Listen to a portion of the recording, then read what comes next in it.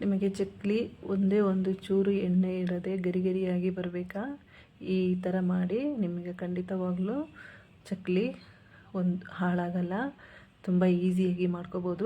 10 ನಿಮಿಷದಲ್ಲಿ ರೆಡಿ ಮಾಡ್ಕೋಬೋದು. ಮಾಡ್ಕೊಳ್ಳೋದು ಕೂಡ ಈಸಿ.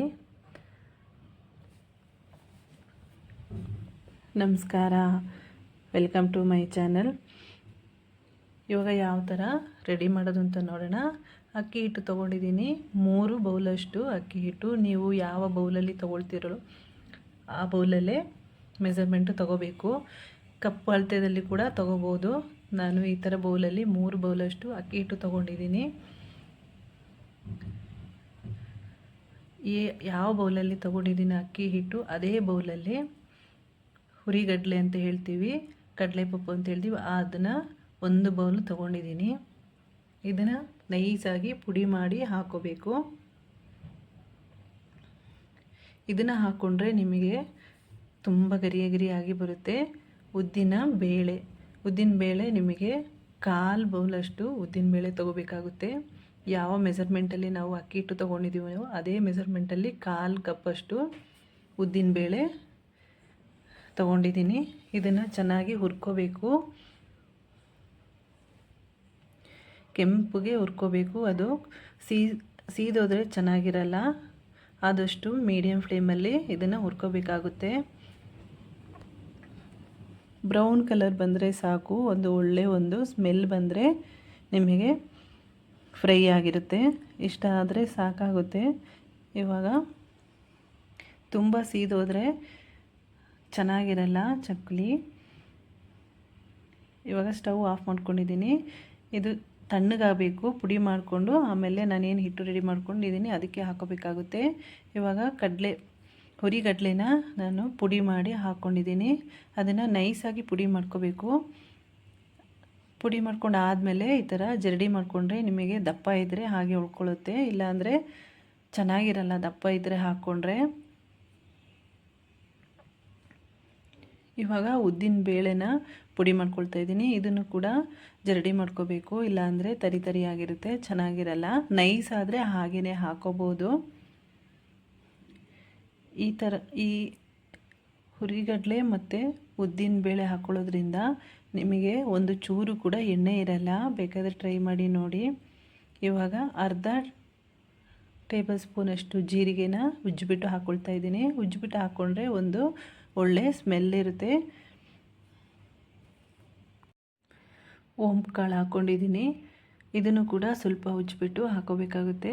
ನೀವು ಎಳ್ಳು ಕೂಡ ಹಾಕೋಬೋದು.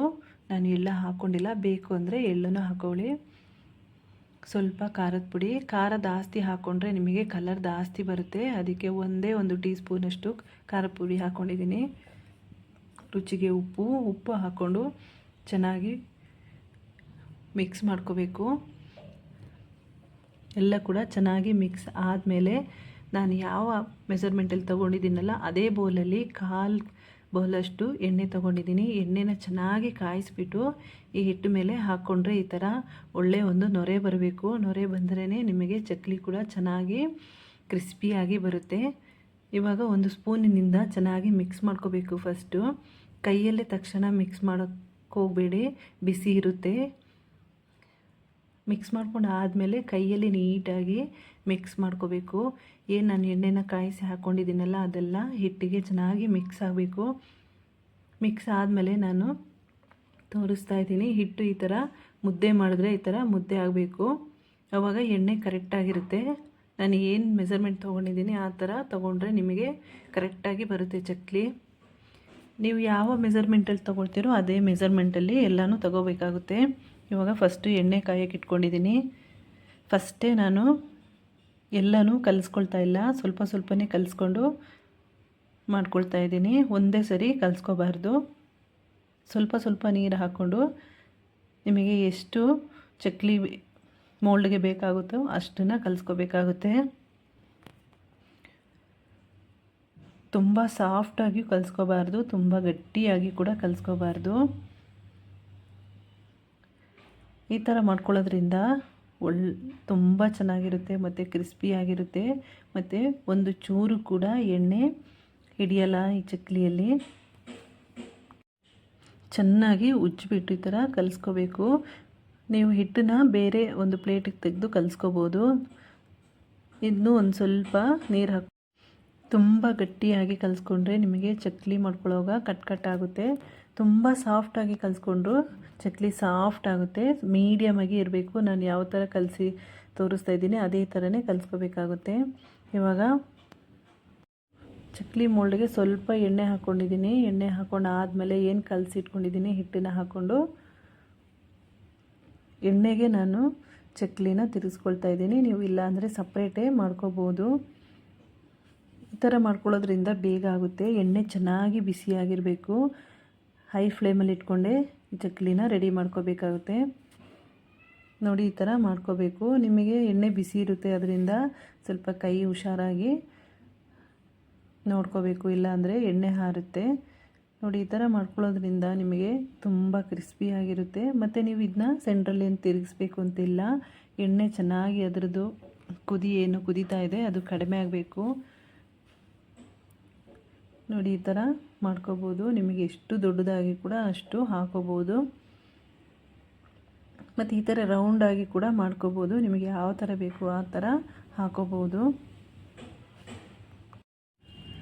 ಈ ಥರ ಮಾಡಿಕೊಂಡ್ರೆ ನಿಮಗೆ ಚಕ್ಲಿ ತುಂಬತ್ತು ಮಾಡಬೇಕಾಗುತ್ತೆ. ನೀವು ಡೈರೆಕ್ಟು ಎಣ್ಣೆಗೆ ಹಾಕ್ಕೊಂಡ್ರೆ ಬೇಗ ಮಾಡ್ಕೋಬೋದು. 10 ನಿಮಿಷದಲ್ಲಿ ನೀವು ಚಕ್ಲಿನ ರೆಡಿ ಮಾಡ್ಕೋಬೋದು.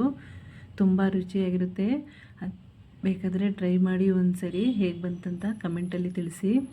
ನೋಡಿ ಇವಾಗ ರೆಡಿ ಆಗಿದೆ. ತುಂಬ ಕ್ರಿಸ್ಪಿಯಾಗಿರುತ್ತೆ. ನಾನು ಏನು ಮೆಜರ್ಮೆಂಟ್ ತೊಗೊಂಡಿರೋ ಆ ಮೆಜರ್ಮೆಂಟಲ್ಲಿ ನೀವು ಮಾಡಿದ್ರೆ ಖಂಡಿತವಾಗ್ಲೂ ನಿಮಗೆ ಚಕ್ಲಿ ಒಂಚೂರು ಕೂಡ ಹಾಳಾಗಲ್ಲ. ಮಾಡೋದು ಕೂಡ ಈಸಿ. ಒಂದ್ಸರಿ ಟ್ರೈ ಮಾಡಿ ನೋಡಿ. ನೋಡಿ ನಾನು ಹಾಕಿ ತೋರಿಸ್ತಾ ಇದ್ದೀನಿ. ಈ ಥರ ಕೂಡ ಹಾಕೋಬೋದು. ನಿಮಗೆ ಎಷ್ಟು ದೊಡ್ಡದಾಗಿ ಕೂಡ ಮಾಡ್ಕೋಬೋದು. ಈ ಥರ ಮಾಡಿಕೊಂಡ್ರೆ ನಿಮಗೆ ಚಕ್ಲಿ ಕೂಡ ಹಾಳಾಗಲ್ಲ. ತುಂಬ ರುಚಿಯಾಗಿರುತ್ತೆ. ಈ ವಿಡಿಯೋ ಇಷ್ಟ ಆಗಿದ್ದರೆ ಲೈಕ್, ಶೇರ್, ಸಬ್ಸ್ಕ್ರೈಬ್ ಮಾಡ್ಕೊಳ್ಳಿ. Thank you.